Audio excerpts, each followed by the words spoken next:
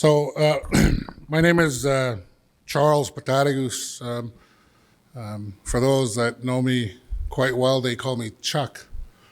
And hopefully by the end of my time here at FNHC, we'll be on those terms, building those relationships through this process of coming together in Thunder Bay here at this housing conference.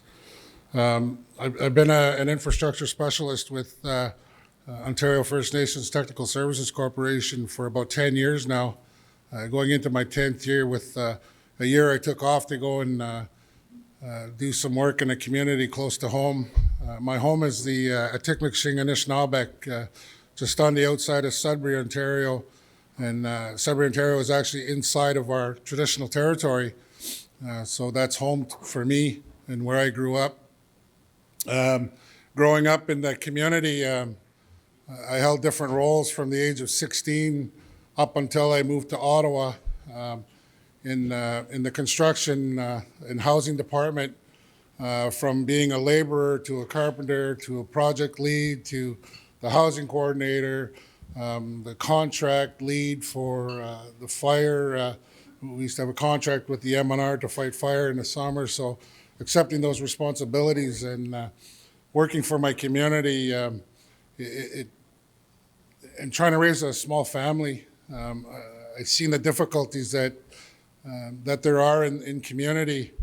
And when we moved away, I started my own renovation company in Ottawa, working for a couple of different, the production home companies that are out there, and how they build homes. I didn't stay very long. I didn't like the way they constructed.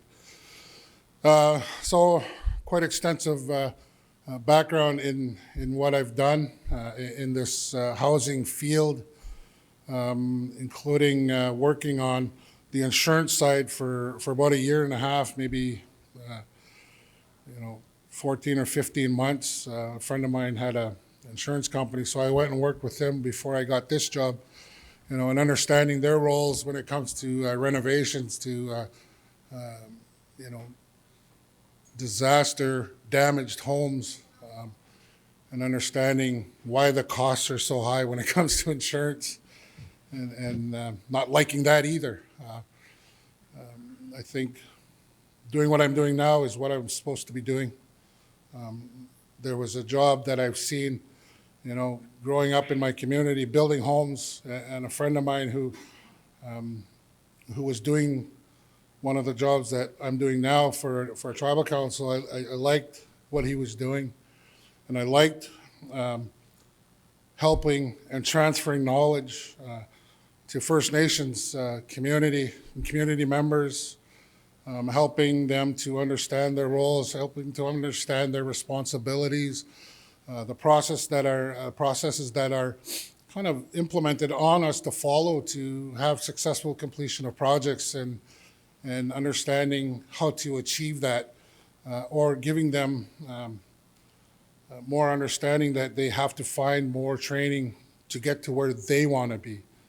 Not where I want them, but where they want to be. And through working with OFNTSC, it's become, it was my dream job. And there's not many of us that can say we're in our dream job and loving it.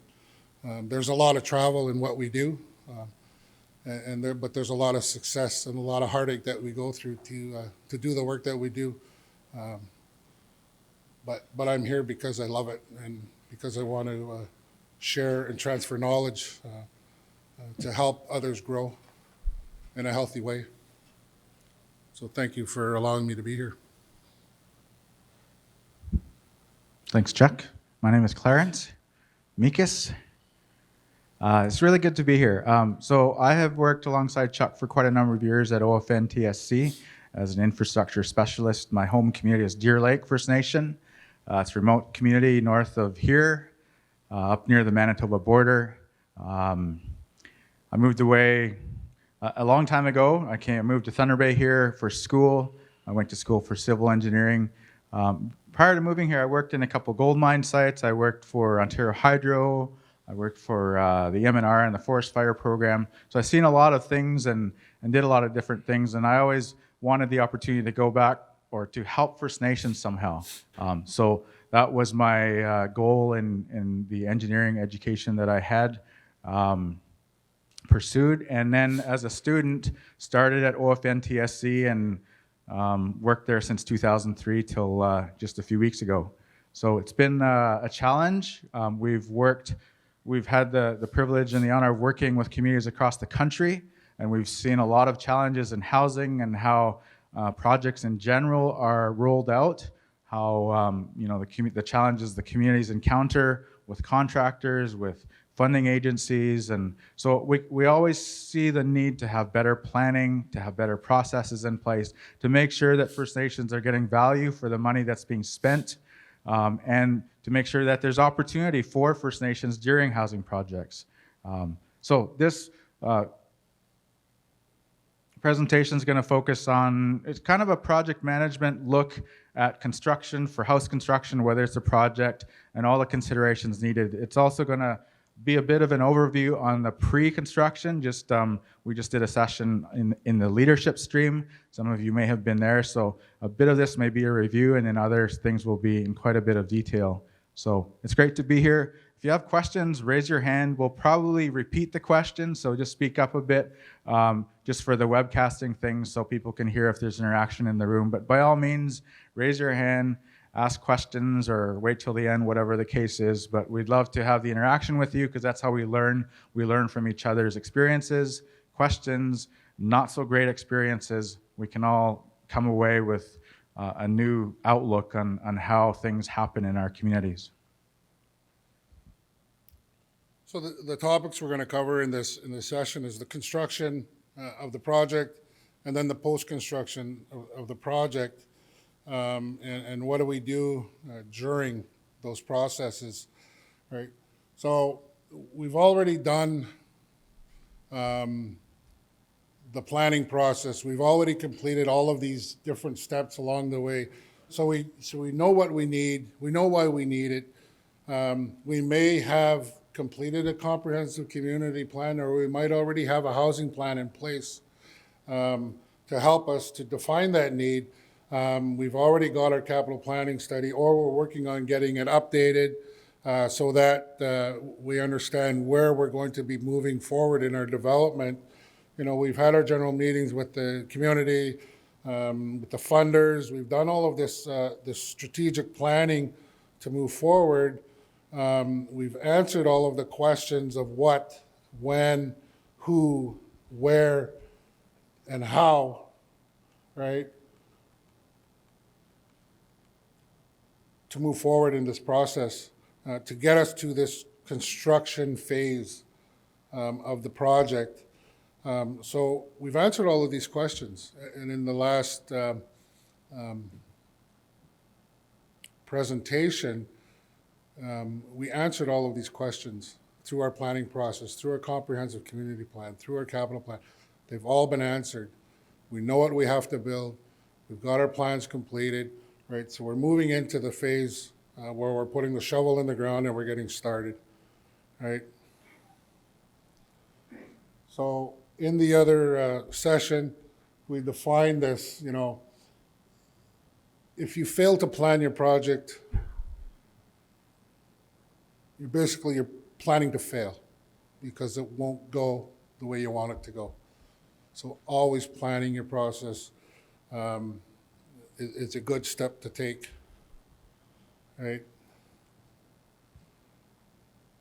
So the plan, you know, is to build, you know, this number of homes in this many of weeks, you know, or in this amount of time, these many months. And we have prepared, you know, for the project by completing the lot servicing, obtaining detailed drawings, employing community members, and purchasing of material packages, or coming to an agreement with our supply companies so that we know everything's in place for us to get started. So our plan has to be smart. It has to be specific. It has to be measurable. It has to be attainable. It has to be relevant. And we have to bound it by time. We have to ensure that That's a consideration we've taken during the planning process so that we know what our deadline is, so that our project is measurable along the way. Are we meeting our milestones? Are we doing what we need to do? So that's our process during the construction, to make sure we meet those goals, meet that milestone along the way.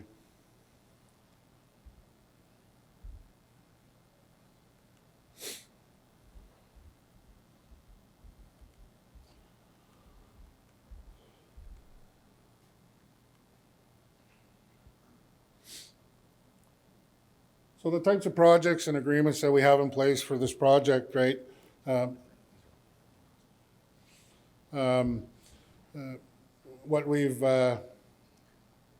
we understand, there's different types of agreements that we can put in place for our projects, for the different projects that we are in control of. There's a tendering process. We can put requests for proposals. We've identified what we need, for who, and for what, and where we want it, and how many we need, and how we're going to do it. This is part of that how. Do we sole source it? Do we ask for cost plus? Do we have a design build? Do we do a standing offer?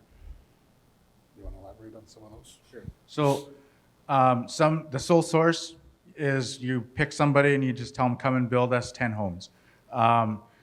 Depending on funding arrangements that you may have, or whether you're accessing a government funding program like ISC or CMHC, you may not be allowed to sole source. Oftentimes there will be funding limits. If it's over 50,000 or 100,000, you have to have a competitive process, which is the first one, the tender process. So there has to be 3 or more contractors bidding or consultants bidding on the project to make sure that's competitive. So the government has stipulations on how their money is spent and that they're receiving fair value for the money spent, and there has to be a process to abide by. So sometimes, if it's your own project and maybe your community has its own construction management company, and you have your own skilled labor force, so it could be a sole source project or agreement. Cost plus, not really recommended. That's where you say, give me 6 homes and just send me a bill for the materials and labor. It could take 10 months or 10 weeks, 10 years. There's no stipulation or requirement generally on a cost plus. Just come and do. Sometimes you see it in stuff like renovations, because when you're planning for a renovation, you don't see a lot of stuff until you start tearing stuff apart, doing your assessment. You don't have x-ray vision, so you don't know, the full scope of the renovation project in a home or a bathroom or a kitchen. So cost plus, you might see in stuff like that. You might have like an upset limit. If it goes over 20,000, then we need to revisit, our agreement. Design build is another one you see on larger scale projects, more institutional or commercial projects. Could apply to a big housing project if it's a seniors complex. I've been in communities where they have a 10-unit complex with a big common area community center in the middle. So some of those could be a different type of agreement style.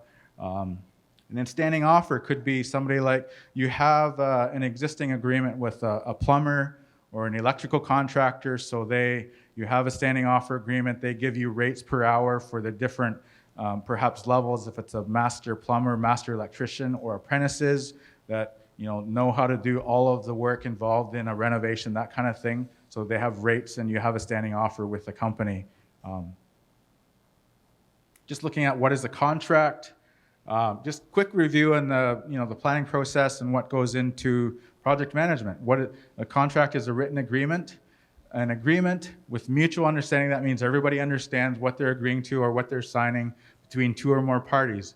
It's voluntary, meaning nobody's being forced into it or coerced into it, or the details of the project, we fully understand them. They're deliberate in the saying that we know where we're going. We're going from point A to point B, or we're getting 6 homes. They're going to be built to this standard within this time frame, and competent. If you have an agreement that what if the contractor goes out of business or goes bankrupt? What's going to happen after that, and that's where the legal obligation comes in, and the agreement should be enforceable in court.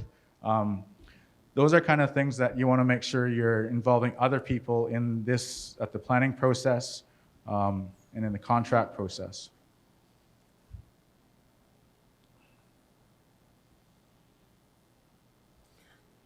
So, not everybody has a lawyer on retainer for their community, but we highly recommend that your contracts be reviewed by a legal team or a legal representative that you can find to vet your documents to make sure that they're enforceable in court. So you want everything reviewed prior to signing so that you're covered.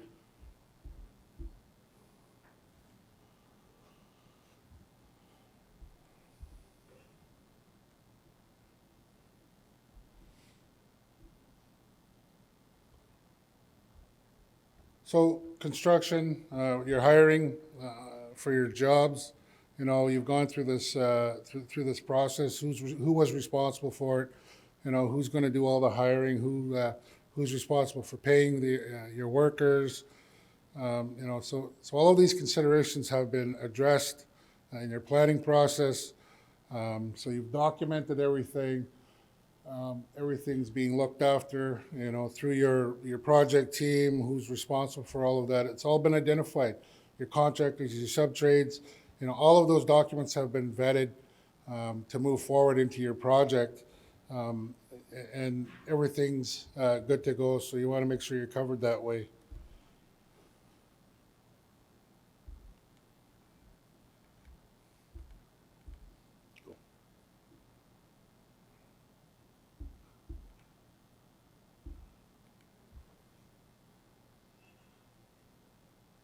So we're moving into carrying out the project, and you've identified a few of these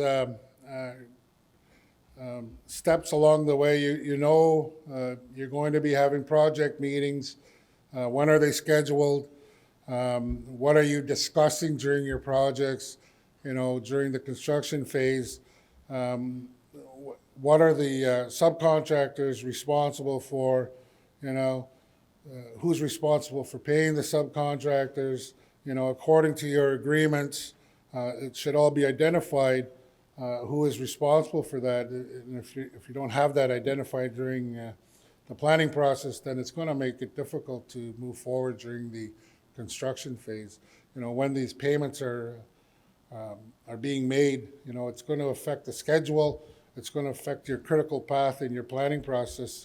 The project management or the construction management manager, you know, of the project, you know, they have to keep the project moving forward so that it doesn't affect your overall budget.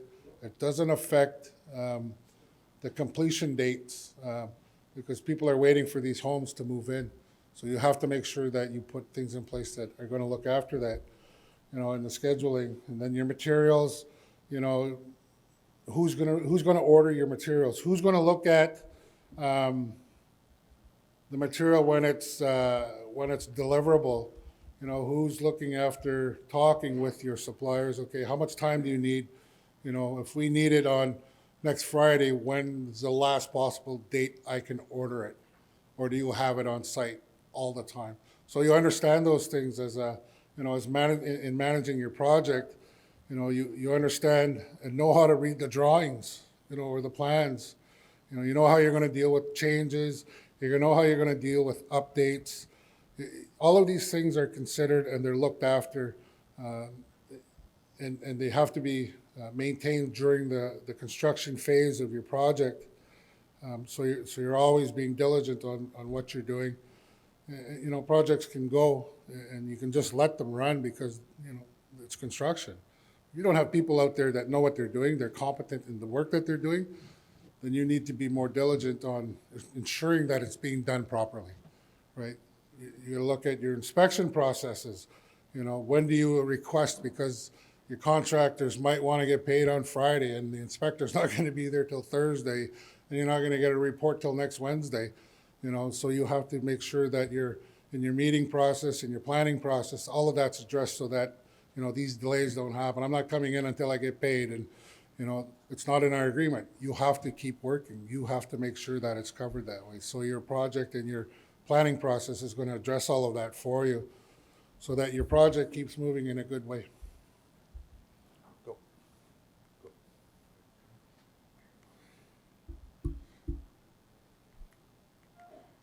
So during your project, how are you doing your communications or your meetings daily?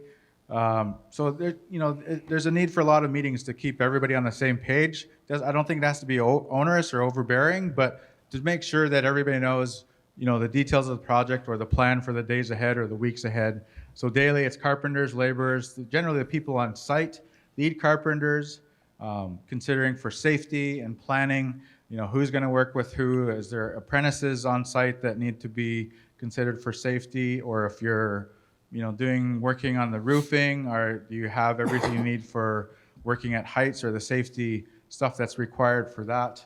So that could be a daily look at meetings, weekly, also including carpenters, contractors, the project manager, or the housing manager. How would they inform chief and council if there's updates needed, or if there's an issue in the community that's causing delays, even to the availability of maybe the workforce?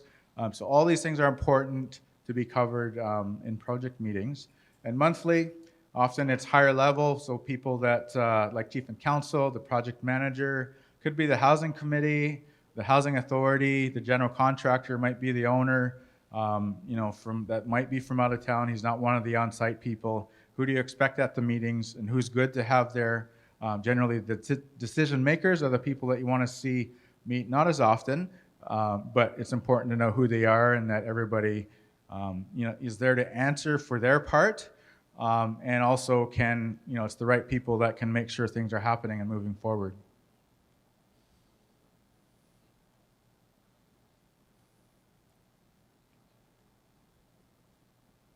All right, on the job, another consideration, health and safety. Who is responsible for health and safety? Is there somebody at the First Nation staff who is responsible for that? Or if it's a general contractor situation, does the general contractor have what they need, whether it's a person or people that are making sure that health and safety concerns are addressed for the area of work or the work requirements of the workers? Are they able to perform all of the duties that they need to, or are there considerations for if people have issues with ladders or working at heights, that kind of thing. So you want to make sure that everybody's on the same page. How do you manage risks? And who should know to do what? The risk assessment.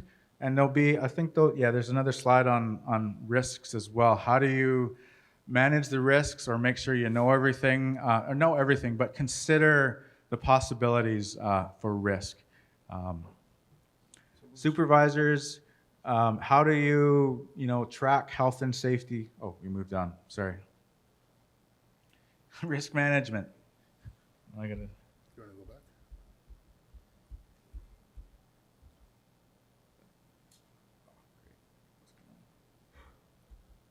Sorry, our slide thing is having issues here. Okay, looking at risk, chance favors the prepared. That's a statement I say often. Just, it's like saying, expect the best, but prepare for the worst in your planning and in your actual projects, the way you do work. That way, if something happens, you can be more proactive about it, about moving things forward than reactive. And wondering what to do next when something happens. So how do we approach risk management? Labor force, if a lot of the labor force is from the community and there's a community function or there might be a death in the community, many communities, the whole community shuts down. People don't go to work. What's common practice? And how do we make sure contractors are aware of this ahead of time? There could be a holiday closure. All of these things could be identified ahead of time, not just that they will happen, but what if, and what's our plan to make sure either we're not paying more than we need to, or that we're having the workforce in place that we need to keep things moving. What about suppliers? What if a supplier goes out of business? What is our continuity plan or business continuity plan for the project? Could be even at the First Nation. What if there's an election time? We come through the community issues. Some things can change. Could be like financial approvals might not happen properly for a period of time. Coming through an election, are we able to plan to get things ahead of time as needed so construction doesn't stop? Could be disasters. When you live around Thunder Bay and north of Thunder Bay, almost every summer there's whole communities that are evacuated due to forest fire situations or smoke from forest fires in the area. What does that do to projects? It throws everything out the window. Obviously, you can't, you're not going to be able to plan for that, but you can consider that. And what considerations do you need in agreements and making things move forward, or making sure that your funders are aware of some of the special considerations, or government, ISC, all of these things, we need to make sure everybody can stay on the same page.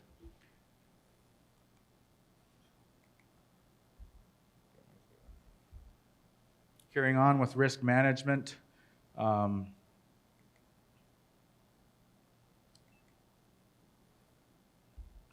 Insurance considerations, the labor force, training expectations. What insurance do we expect to have in place for the First Nation workers, for the band employees, or for the contractors coming in? Do we have builder's risk insurance in place for whoever is purchasing the materials and actually completing the building of the homes or the building of the project? Is there WSIB clearance certificates in place? Are they maintained? So the builder's risk, certainly we highly recommend making sure that you have proof of builder's risk for the builder. If it's a general contractor situation, even if it's the band and or the First Nation, they have a construction management company or a construction company, they should have their own insurance and their own things to make sure the project doesn't stop, or if something crazy happens. In the other session I was saying I was part of a project where the place where they stored the construction materials, a lot of the materials burnt in a really unfortunate accident. So who's on the hook for the materials, replacing them, getting them back into the community if all your framing or all your sheathing burnt and that kind of thing? So generally that's a circumstance where builder's risk insurance would be accessed, and that money could be used to replace those materials. WSIB is for workplace health and safety or injury related issues.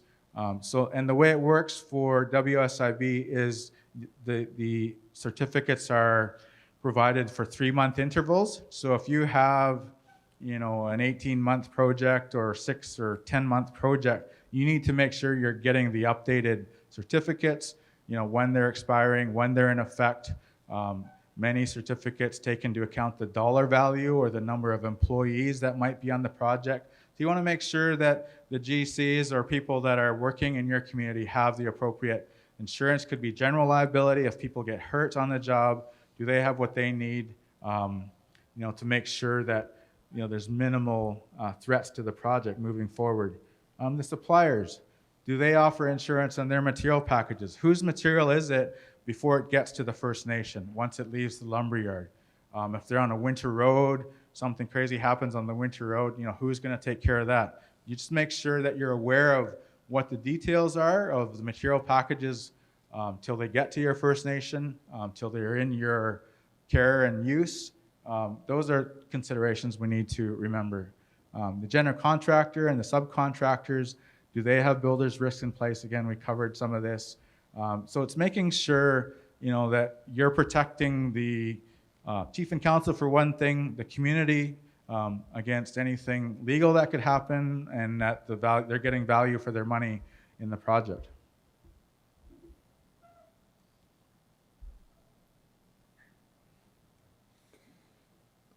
So we look at record keeping and the quality of the documentation that we're maintaining or accessing or keeping in files in our construction trailer or in the bed administration office in the housing department. We have to make sure that we're keeping all of our records, the plans. We have a set of plans that usually there's one on site, and the band keeps a copy so that they know what's being built and they can reference that. The materials and the delivery and the counting of material, looking at the quality of the material that's being shipped. So you want to ensure that you're getting what you're ordering. And you want to make sure that your studs, the material is usable in the construction process. And if they're not, well, then that's something that you have to take into consideration during your ordering process. If you're going to order something for, that's going to come down the winter road, it's a lot harder to replace material. But if you're closer to a city center, it's not hard to put it aside, and when they come to do their next delivery, you send it back and they send you some more material for it. So you have to take that into consideration in your delivery and acceptance of these materials, your financial budgets, who's keeping track, where do the receipts go, and who's looking after all the spending, who's monitoring all of that thing, all of those things, so that your projects staying on budget and we're not overspending all of our budget on one process during the construction phase. The hours of work, who's maintaining those hours, who's monitoring the work, who's looking after the timesheets, who signs them off, who issues the checks, right? So those hours of work have to be monitored so that your project doesn't go out of whack because of hours that are being paid and work not being completed during those hours of work. So those sorts of things, that record keeping of time spent on the job, have to be maintained. The conditions of the work site, there's incidents that happen, there's health and safety items that always happen, right? So we have to make sure that we're keeping good records so that the liability of the community or the First Nation is always being kept down to a minimum, so that we can continue to do these projects and continue getting good funding to build homes for our community members.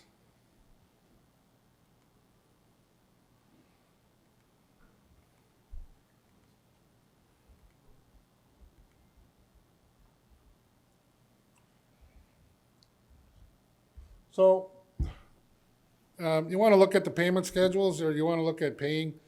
When do we pay these people? How do we pay them? Are we paying them biweekly? Are we paying them, monthly, or through a progress inspection, right? And how much are we paying them?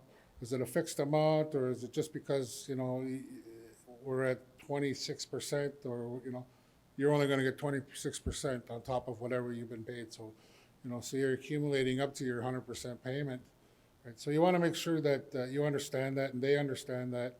You're looking after their security, for bid bonds and contract security, that those are being paid up front, and that you're using that for the appropriate reason.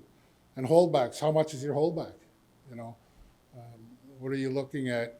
Can that contractor afford a bid bond? And usually, if they can't afford the bid bond, then their holdback will cover whatever they're paying for their bid bond. So, it's usually 10% as a kind of rule of thumb, but you want to look at how you're doing that in your community. Budgeting, who's responsible for the budgeting, who's updating the budget, and how do we inform leadership of the budget and our spending and our project is moving in a good way without any overspending. Just to expand on the payment thing, some communities utilize Canada Mortgage and Housing Program for unreserved housing. Could be like Section 95, which is a subsidy program for the life of the mortgage. But on the construction, that program only pays out on progress completed of construction. So, and that takes even a few weeks. If you get the inspector in, he has a couple of days or a few days turnaround on his reporting to CMHC or to the other, service agency. So it takes time. It can take up to a month to the First Nation to be able to see any money. So in the meantime, what happens, and if you've done projects before, often you're spending in the range of 60% of your project cost to get 30% progress. So there's a gap. So the First Nation needs to make sure that they're healthy financially, at least for this project, that they have bridge financing in place or their own funds in place to make sure that the project work doesn't stop because of delayed payment or non-payment. Most payment invoicing is done, it's expected to be paid within 30 days.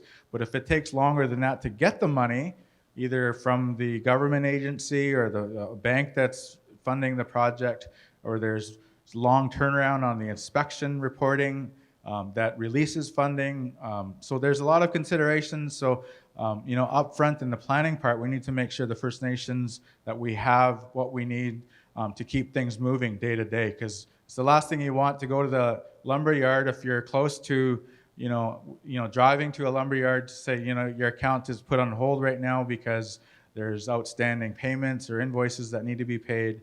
That's the last thing you need, to stop everybody, especially if there's out-of-town workers or out-of-town contractors. What are they going to do then? And, through the contract documents, there's opportunity for them to continue receiving payment even if no work is being done. So there's a lot of considerations to make sure that things are moving forward properly.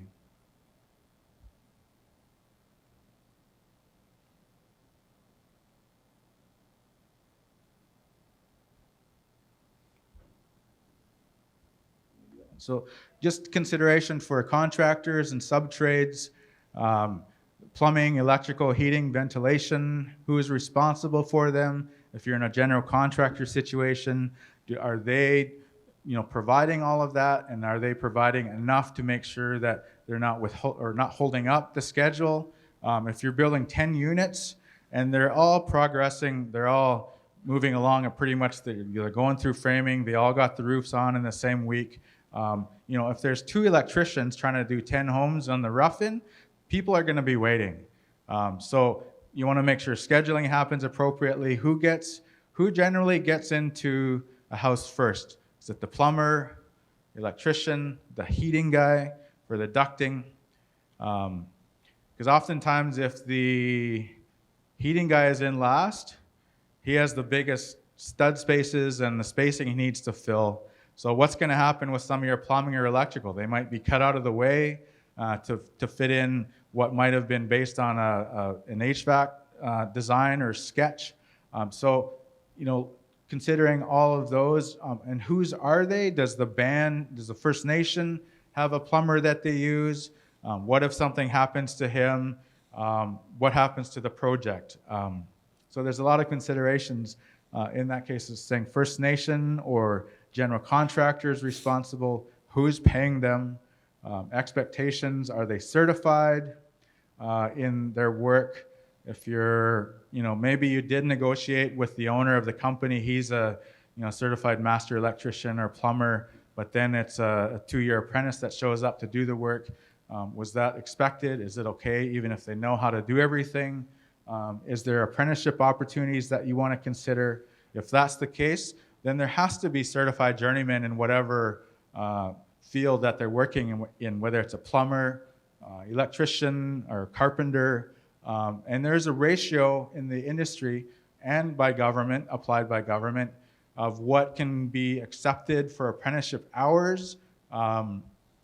Generally in the industry, it's 1-to-1, so one journeyman gets to work with one apprentice, but we know on First Nations that's not always achievable, and it's very expensive to have certified tradespeople just to account for the apprenticeship program you want to run. So I've been a part of projects where the ministry that covers that, I'm not even sure what the ministry is anymore, could be colleges training, or anyways, I'm sure that there's ways for that to happen, but I've been a part of projects where the ministry allowed like a 1-to-4 ratio of journeymen to apprentices. So one journeyman Tradesperson was allowed to oversee and approve 4 apprentices. I've even seen 1 to 6.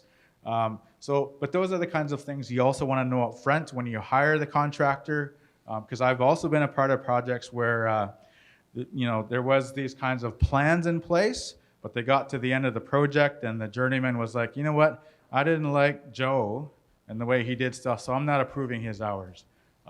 So you want to make sure those kinds of things are spelled out beforehand, and you want to make sure there's a good working relationship between the trades people, the certified people, and the workers, because not everybody is ideal for every situation. Sometimes there has to be moving around.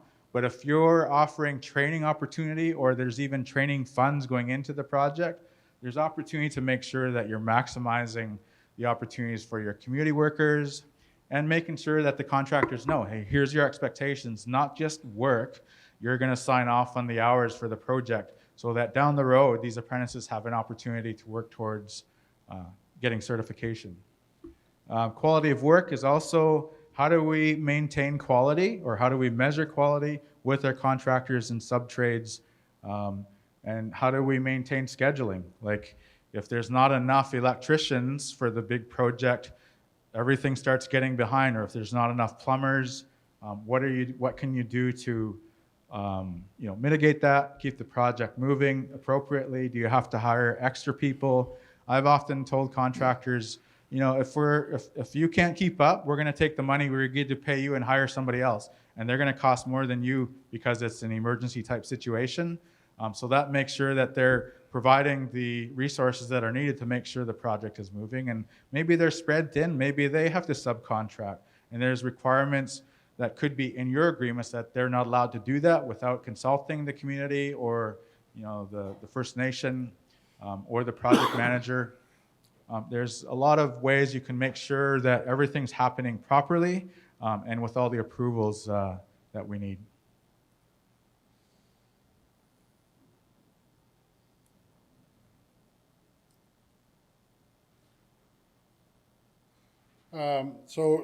We're looking at the inspection process that's going to take effect into our construction project.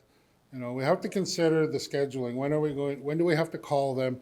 When do we have to make sure that they know we're going to be at this part of the construction phase? And normally you're looking at 6 to 7 inspections during the construction phase. And that has to be considered in your construction scheduling.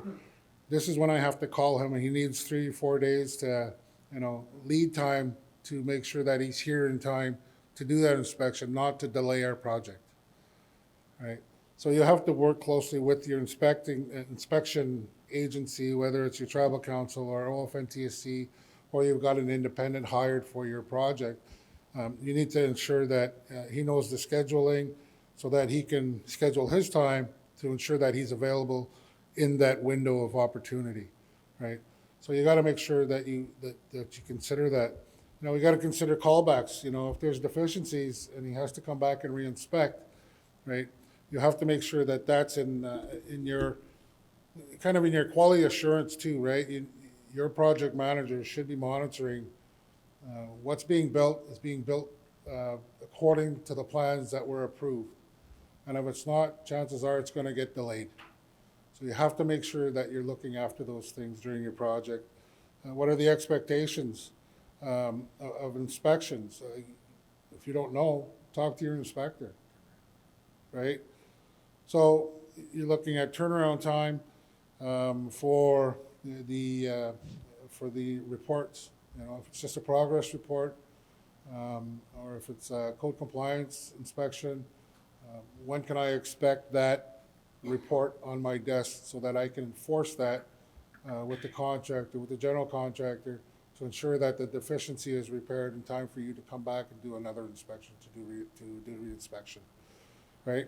And enforcement. Enforcement's a big one to understand. We as inspectors, we're not the enforcement agency. It's the First Nation that's the enforcement agency. And if you don't understand that, then you need to wrap your head around that and understand it, right? We make the deficiency. We point it out.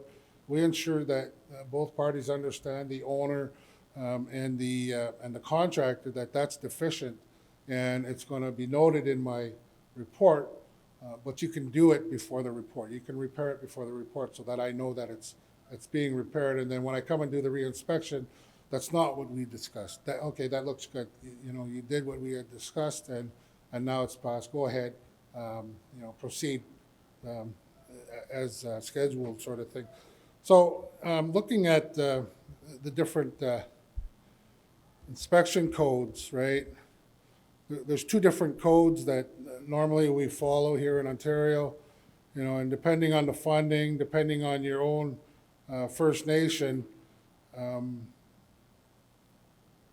your inspector will identify your deficiencies according to the code that your project is going to be inspected under, the National Building Code or the Ontario Building Code, right? And then normally the Ontario Building Code, it's accepted on reserve, but what allows the municipality to enforce that code is the Building Code Act, and that act is not enforceable in First Nations territories, okay?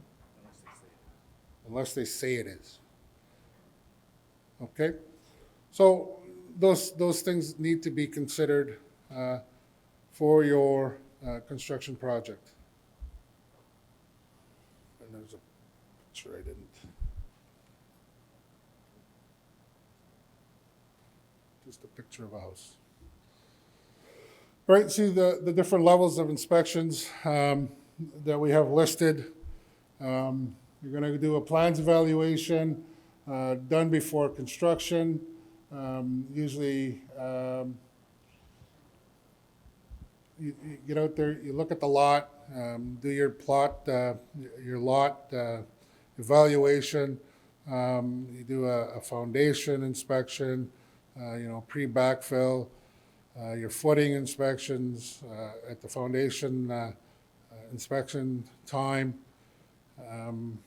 Normally, you would do an inspection before you pour your footings, and then after you've done your foundation walls, to ensure that the footing is installed as designed with the proper amount of rebar. If it was called for in the drawings, we need to see that. That has to be seen before you pour the concrete.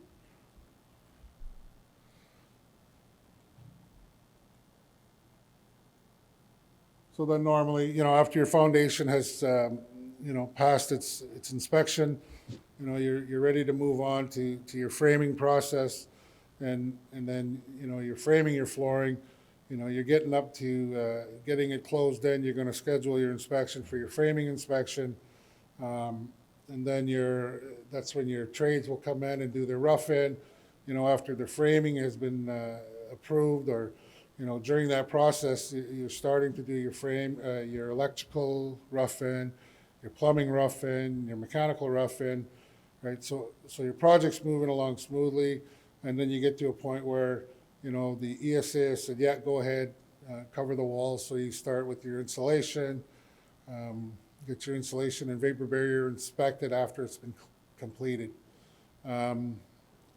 Some projects, they haven't done the attic insulation, but they call for a vapor barrier and insulation inspection. It's not complete, right?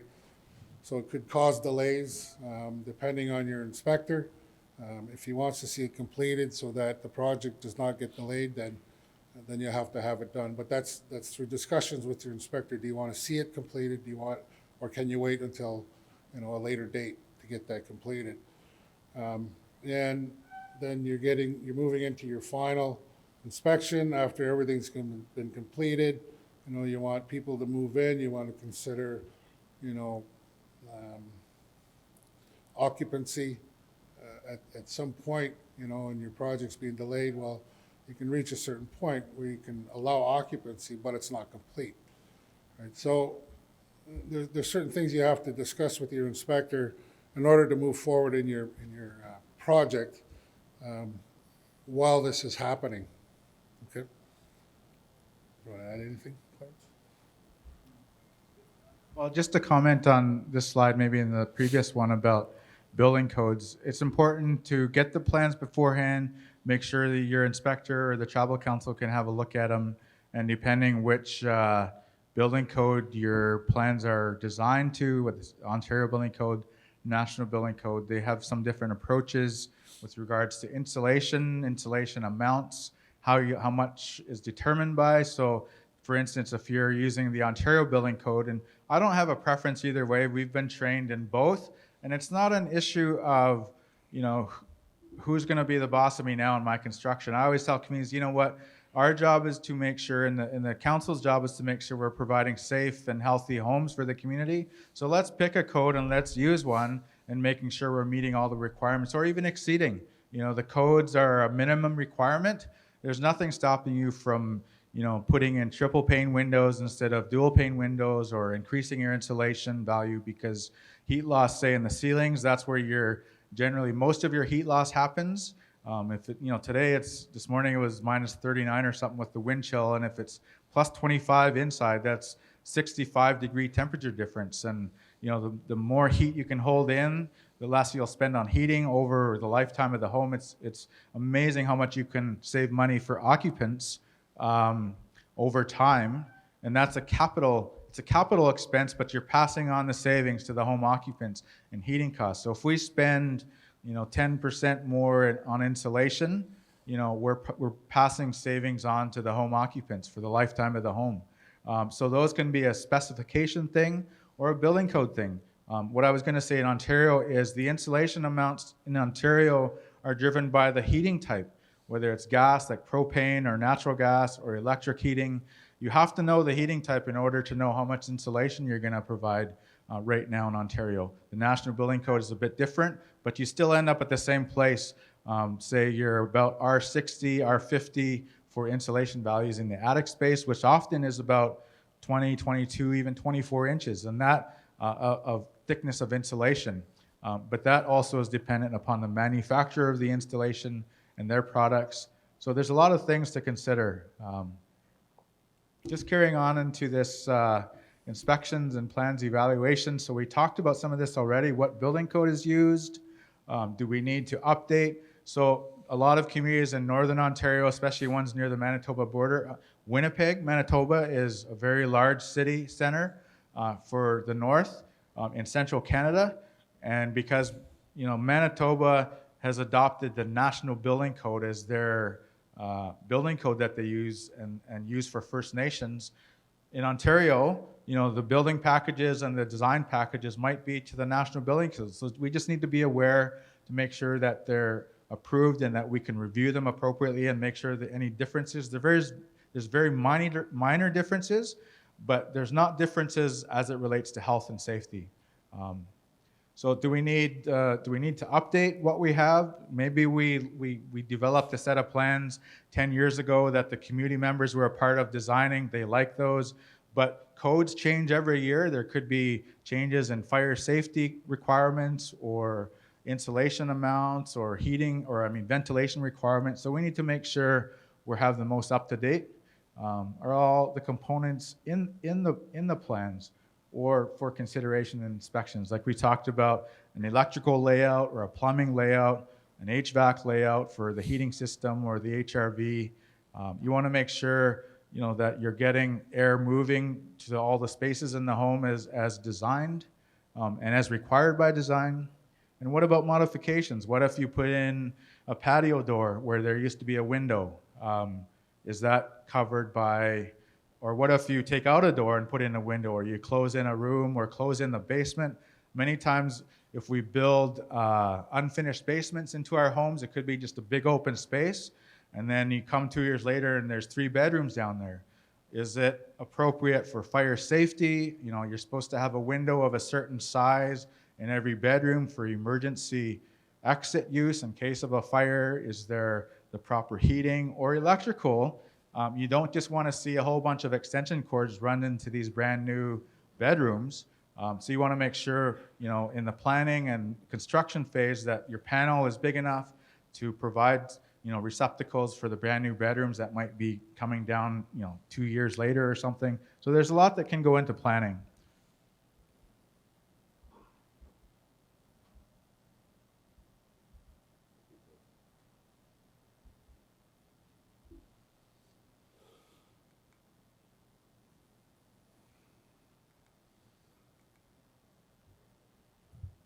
So as I had mentioned earlier, during your inspection phases, during the foundation inspection, you could see our resident inspector, they're looking at those footings as they've been set, and checking the width, checking the depth, looking at the rebar, looking at how they're installed and are they installed according to the plan. Normally you'd have the plans with you when you're doing your inspection so you know exactly what you're supposed to be looking at. When you go on site and you don't know what they've done, you're just planning to fail. So you need to make sure that the inspector knows what's supposed to be there, you know what's supposed to be there, and what you're asking him to look at has been completed exactly the way it's supposed to be done.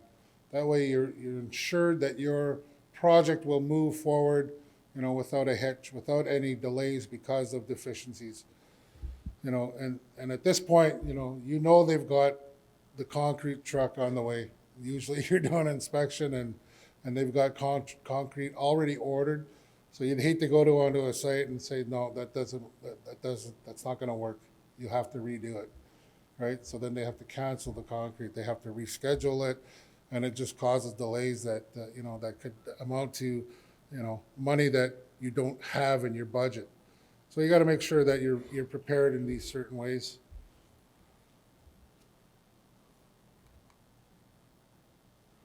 So moving into framing. I don't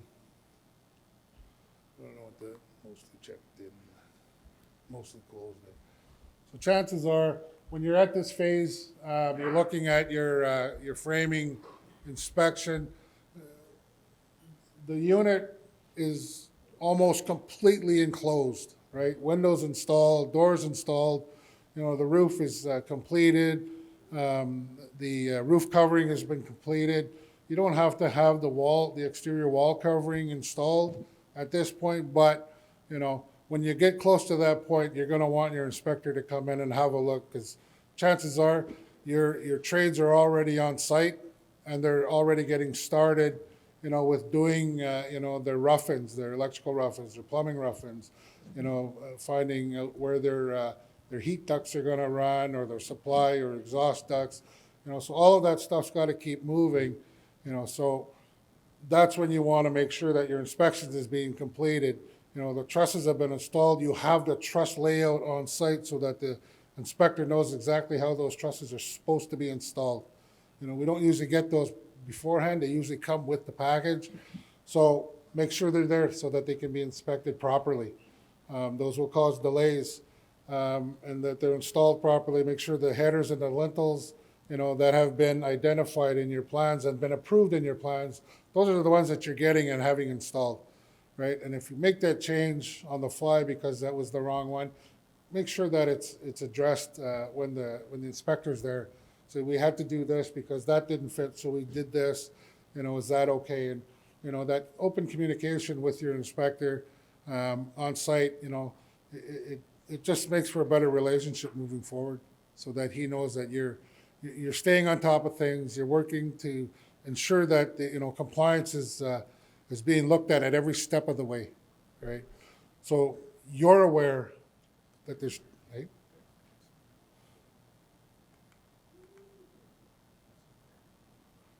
All right. So I'm looking at a different screen, so you guys don't see what I see. So it makes me look so smart. So you have to always keep those in mind when you're doing your inspections or booking your inspections, that you're at the right progress point in order to book that inspection, and those in charge of that project should understand those progress points. And make sure you looking at the layouts properly, looking at the plans properly. I've seen plans where the header spaces or lintels over the windows said, it just had a note, anything over 4 feet needs to be either an LVL, like a beam, a special beam, or it needs to be a built-up beam, not just your standard, 2 2x8s joined together. It was a note, and it got missed, and I got there, the big 8-foot living room window still had 2 2x8s, and it affects a lot of things. If you need to get an LVL, a special structural beam put in place, where it got missed by the builder, on ordering the special beam, because the designer said, just the general comment in the notes, anything over 4 feet needs a special beam or needs additional design. And then even things like the truss layouts.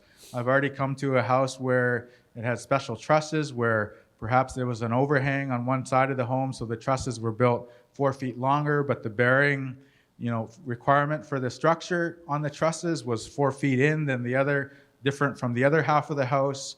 One house I got to, the roofing was on, the shingles were on already, and doing the framing inspection discovered that the wrong trusses were on the wrong half of the house. So then what? We had to stop construction. It took almost 2 months to wait for an updated design, because you have to get a fix for what's in place. So how do you modify the trusses now? And it has to come from a structural engineer. The company you got the trusses from may not have that person. It is certainly their responsibility to provide the fix and the recommended steps to move forward. But it took a long time, and that particular house was delayed for a long time.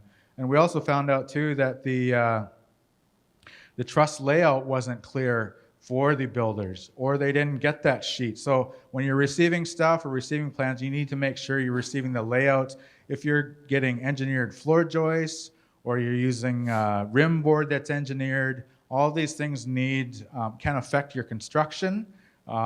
If you're not getting the proper layouts, or even bracing for trusses, often if it's required, it'll say. Sometimes we have standard ways we do bracing for trusses, and that's the way we do it all the time.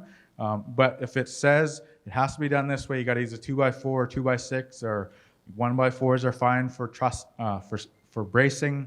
You just need to make sure and pay attention that what you're getting is appropriate, and it makes sense to the workers.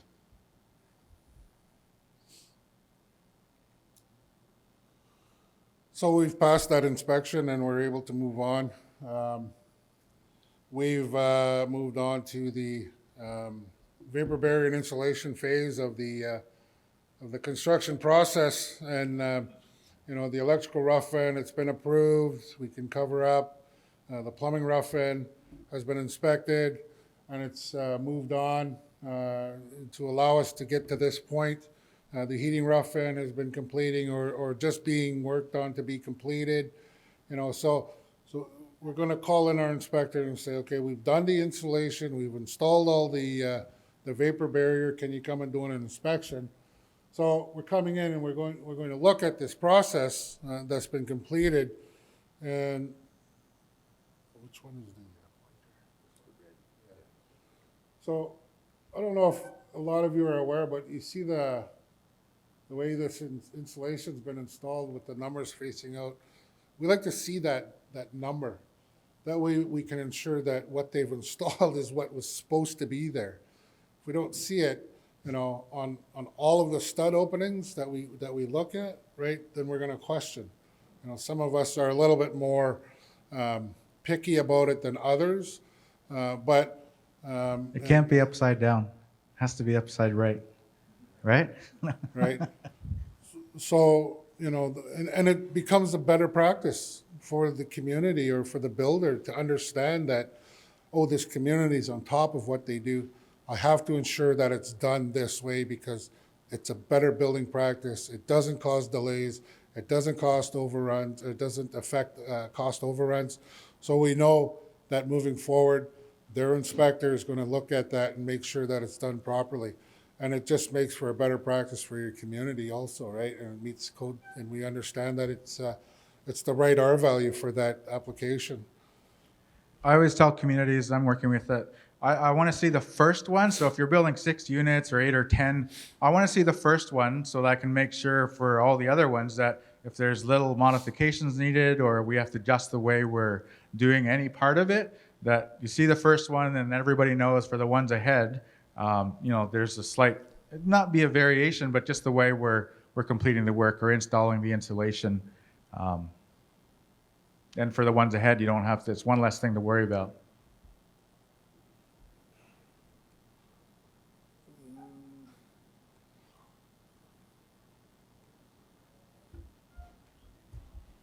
Okay, so we've addressed all the deficiencies, and we've gotten past that stage, and we've installed all the drywall, we've done all the painting, all the flooring, everything's been completed, and we're ready for move-in, right? So at that point, you want to call in that final or a completion or the occupancy inspection, which is, I think it's around 75% or 80%, so something like that, to allow occupancy, and that understanding of what has to be involved in order for it to be acceptable for occupancy. That's part of the Building Code Act that allows you to do that. And I don't think National Building Code has any allowances for that, but I could be wrong. I don't have the code in front of me to find out. But your finished carpentry is all completed. You've done all that you can do to ensure that it's been installed the way that you want it to be installed, the way that it should look. When you went through your design process, is exactly how it looks. So now that you're 100% happy with what you got, you want to get your final inspection completed. You have all your water hookups completed. You have hot water. Your sewers. You're attached to the sewer system, or if you're not on a communal sewer system, all your field bed material, all of your septic field bed has been installed and approved by the environmental public health officer. They're the ones who are in charge of approving those designs and those installations. I like to ensure that the communities that I work with understand that it's not going to get passed unless it has that approval. Okay? If they say that it's been inspected and he's been here and he has approved it, okay, well, where's the documentation? Please provide that documentation, and then you can move forward. Right? So it's just assurances that things are done right. A lot of communities, they have their own guys who do their own work, and they just keep moving on. Well, if you don't have it approved by that agency who's in charge of those areas, chances are you're going to get yourself into a liability situation that you don't want to be in. It's going to cost you more money down the road, right? So then now you're moving ready, and you're ready to let people live in these beautiful homes that you've completed. When I walk through for what this inspection is, I check everything. I check the heating, like you said, the hot water tank. Oftentimes, they tell you, and even on the panel, the hot water tank breaker will be taped off because you can't flip it on. You can't have the element on with no water in it. If there's no water service, then, I always tell the communities, make sure everything works, everything's on. So when we do the final walkthrough, we can make sure, that everything's working as it was intended. I check the HRV. I'd like the balance report for the HRVs, that kind of thing, to make sure that they measure the airflows, that it's moving air where it needs to be. So make sure everything is done.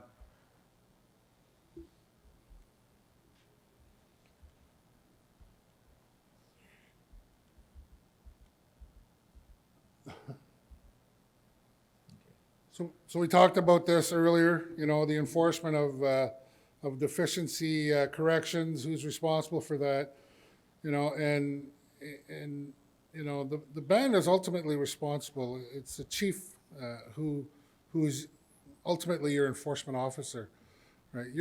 We're making recommendations according to the code that it's deficient and it has to be repaired. And 9 times out of 10, you're on site, you're with the contractor, you're with a representative of the owner, who the chief has allowed the authority to make that decision, to enforce that, right? So we've identified the deficiency with both parties on site. They agreed to come to an understanding that that has to be repaired, and normally it'll get done. If it doesn't, then then the enforcement of that, will delay the project. You have to shut it down. And it's only the First Nation and its appointed leader, elected leader, has that authority. And you have to allow him to do that for you, for your community. And it's unfortunate that we don't have that authority. We're granted authority, so normally they'll agree to what we say, the contractor will agree to that. But if it goes further, then yeah, that's the kind of the repercussion or the avenue that you have to go down is get the chief to shut down your project in order for this guy to comply with the code deficiency. And that's another thing, another case where like your holdback on payment could come into play. If you paid them, 15 or 20 or 25% money up front to start the project, but you're only withholding 10%, you're not even recovering all that you paid up front. So when he gets to 90%, he could leave and you'd be stuck with a list of deficiencies that never get done. So the band might end up having to hire somebody else to come in and finish the stuff. You never know. So just there's a lot of ways to make sure that you're getting value for the money that's being paid. And some of these things might not even be building code related. It could be the quality of work. If the flooring is not done properly, or it was special flooring, laminate flooring that required, say, gaps at the edges to account for freeze-thaw or expansion and contraction, and we didn't allow that.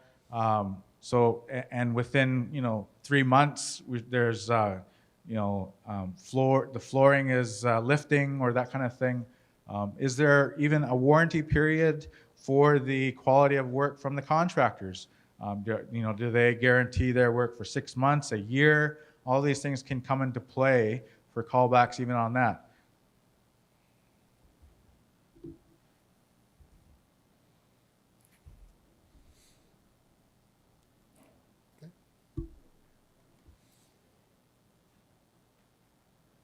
So talking about holdbacks and the quality of the completed project, right? You're looking at this and, everything else upstairs looks fantastic, and then you open up the crawl space and you see this wonderful display of craftsmanship or work ethic.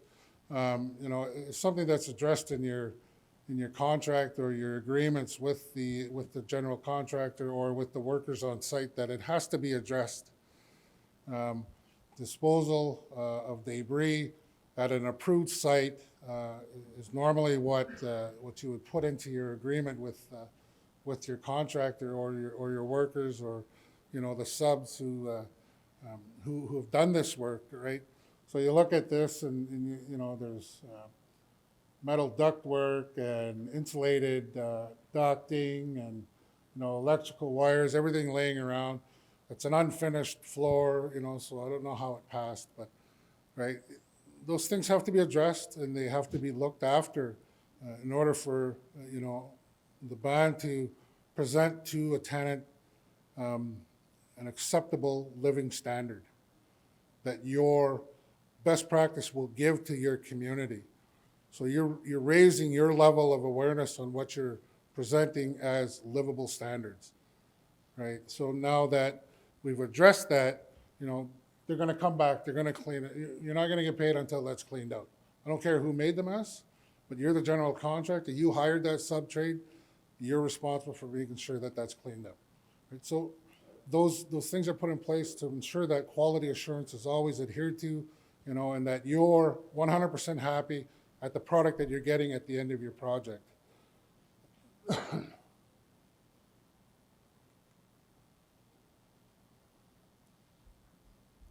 Again, another quality issue, right? You look at that, I see the 16-inch, the stud layout mark, and then we're, it looks like we're at about, what is that? 17, 18 inches thick concrete footing, which is probably 50, 75% larger than it has to be. So you're doing 6 units and all your footings are, twice the size they have to be. The cost of that concrete is going to double. So now there goes your budget. So quality assurance along the way and understanding what has to be adhered to in your planning process. So your drawings and your plans, you have that in there that it addresses like that's too big. You have to cut it in half. You have to make sure that our budget is adhered to.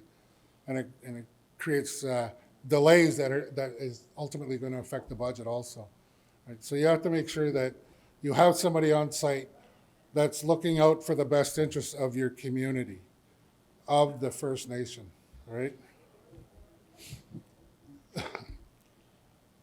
We like to use this one.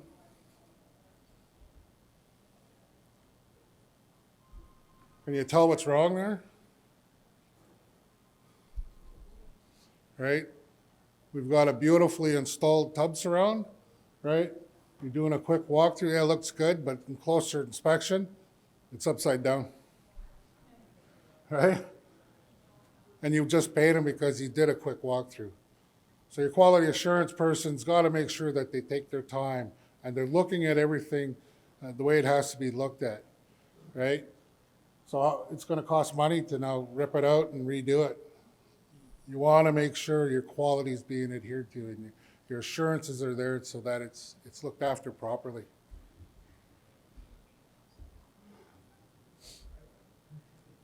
I like this one. You tell what's wrong there? It's innovative design, you know, when you're on with your phone and run out of power, you gotta power up. So we just like to use that because it's a good one too. So we've gone through everything.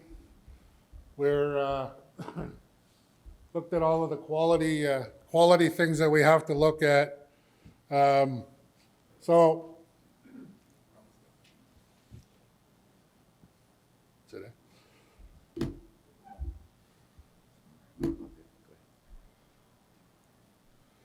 So we're at post-construction.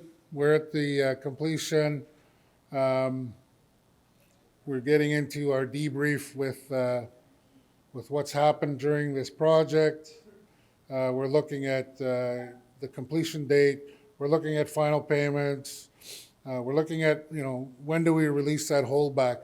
You know, you get into a situation where you're calling this guy back to repair deficiency, to look at different, you know, you have to clean this. Yet every time you talk to the guy, it extends that 30-day holdback space, right? So you call him this week, he's got 30 days. You call him again next week, or he calls you next week, you know, there's another 30 days that's added onto that. Right? So that 30 days, every time there's communications, it gets pushed back, the 30 days, right? So it keeps giving him time and you time to ensure that it gets completed properly. You're looking at the warranties. Do we have all the warranties? Do we have all the details? Do we have all of the manuals? Do we have everything on site that we need to make sure that you know, when the tenant moves in, that everything's been looked after for them, that we can do, and that whatever they need on site when they move in for their tenancy is there for them to read, to go through it with them, to make sure that they have what they need to understand the heating system, understand the HRV and their responsibilities, you know, and all their tenant, you know, through the selection process, the tenant training, all of that is going to be addressed in that process, right? So that, you know, you should have a process put in place so that you're not just giving them, they come to the office, yeah, we're done, here's the key, we'll make sure you pay your rent. Go to the house, walk through it with them, you know, make sure they understand what's working there and how this house works. You know, there's a science to building that affords them the opportunity to be efficient. And if we don't have our tenants understanding what makes it efficient, it's not gonna, and it won't last. So that's a better practice that we want to instill in our own practices at work so that, you know, we're not going back there in 3 years to remove mold or to do repairs or, you know, so sort of things that we want to look at. We make them responsible. We hold them accountable for the damages that occur, right? Yeah. So, yeah.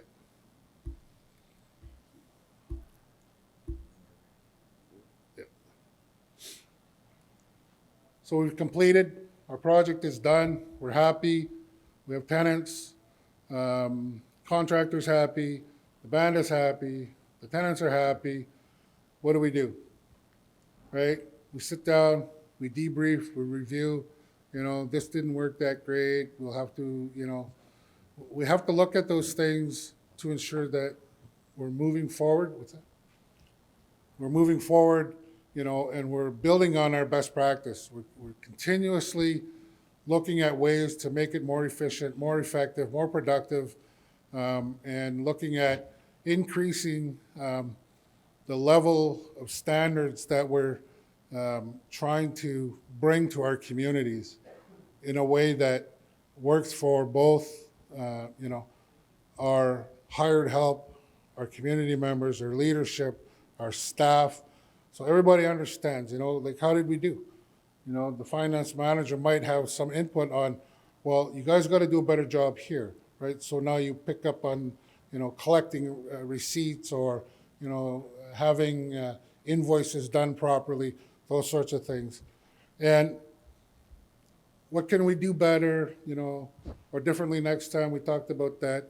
And then ensuring that our record keeping and everything's looked after in a way that's, going to back us up for the next 5-7 years while this house is being warrantied. So, and making sure that we have all of our records, for, 7 years? The band should have everything, have a file open or not open, but at least accessible for any reason that might come up.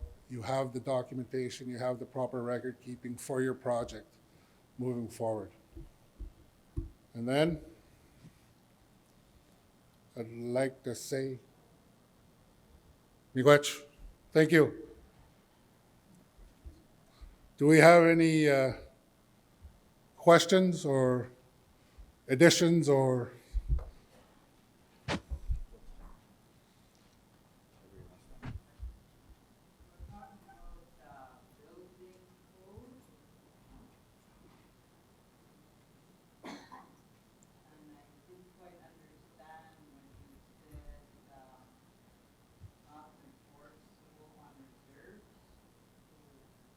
So the Ontario Building Code.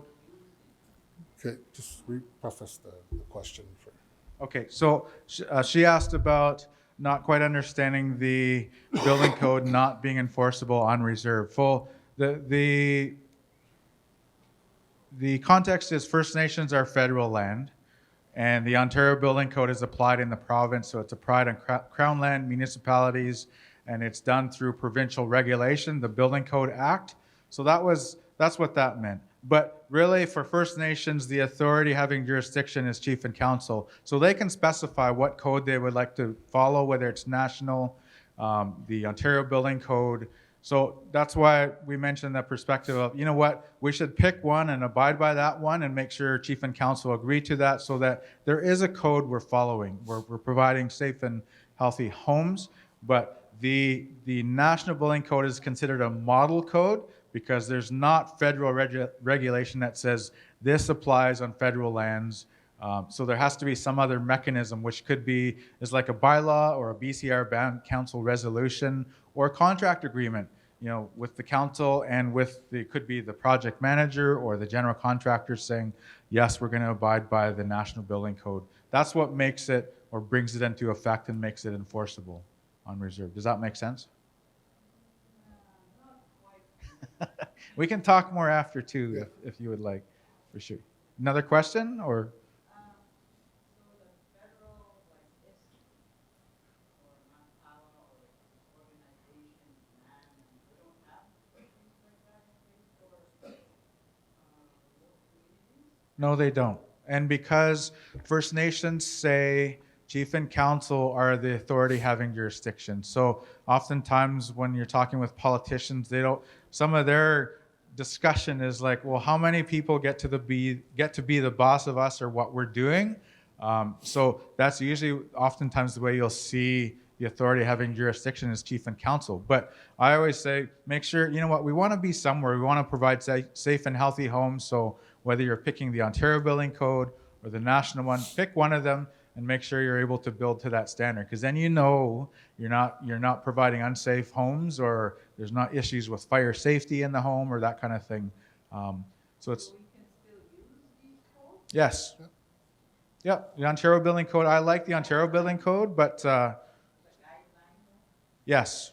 Well, they are, like, the Ontario is a building code, but yes, you can reference it, and we want all the design and the construction to abide by it. So, and that's a requirement by chief and council, or it can be. Well, that's where the gap is. Sometimes we need to make sure, and that we talked about communication and this kind of thing. It's on everybody to make sure, we're all in the know, or to get that advice that we need. Any other questions? We're certainly here if you have any other feedback. I believe it's lunchtime. So thank you for being here. Thank you for listening.